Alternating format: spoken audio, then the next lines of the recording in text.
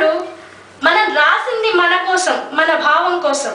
And మనము కనీసం మన కవితల్లో కూడా జీవించకపోతే ఎందుకండి? మనమంటూ మనని అభివ్యక్తీకరించుకోవడానికి ఉన్న కవిత్వం, ఒక సున్నితంగా మనని మనం తెలియజెప్పుకునేది మార్గం కవిత్వం. మనని మనము ఎవాల్యుయేట్ చేసుకోవడానికి ఉన్న ఒక సాధనం కవిత్వం.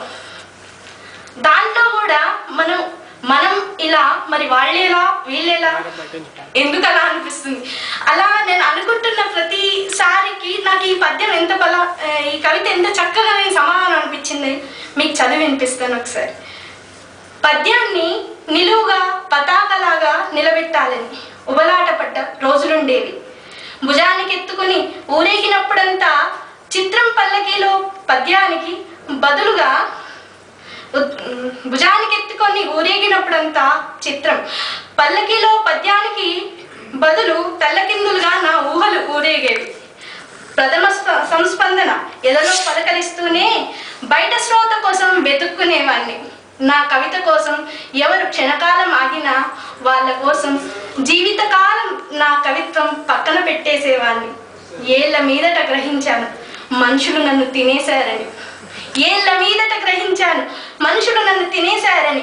వాళ్ళ మోదాలు ఆమోదాలు అలకలు పట్టింపులు ఒకళ్ళనొకళ్ళు చుట్టుకొని అల్లుకున్న సమస్త ప్రపంచం నన్ను కనకరా నవిలేసిందని. దిక్కుతోచని వేళ కబీర్ నాకిట్లా చెప్తున్నాడు, సాధువు నగరం నిన్ను తినడం కాదు, నువ్వే నగరాన్ని తినే. నిన్ను నువ్వు కాపాడుకోవడానికి మరో దారి లేదు. పద్యాన్ని తలకిందులు చేయి. ఎంత అద్భుతంగా అనిపించిందండి. ఫస్ట్ మనని మనం అంత జీవితం అంతా స్ట్రగుల్ ఫర్ ఎగ్జిస్టెన్సే. కనీసం కవితల్లో కూడా స్ట్రగుల్ ఫర్ ఎగ్జిస్టెన్స్ లేకపోతే, అది స్పష్టంగా చెప్పలేకపోతే కవిత్వం రాయడం కూడా ఎందుకు? అది ప్రతి దాంట్లో ఎంత చక్కని ఐడెంటిటీ.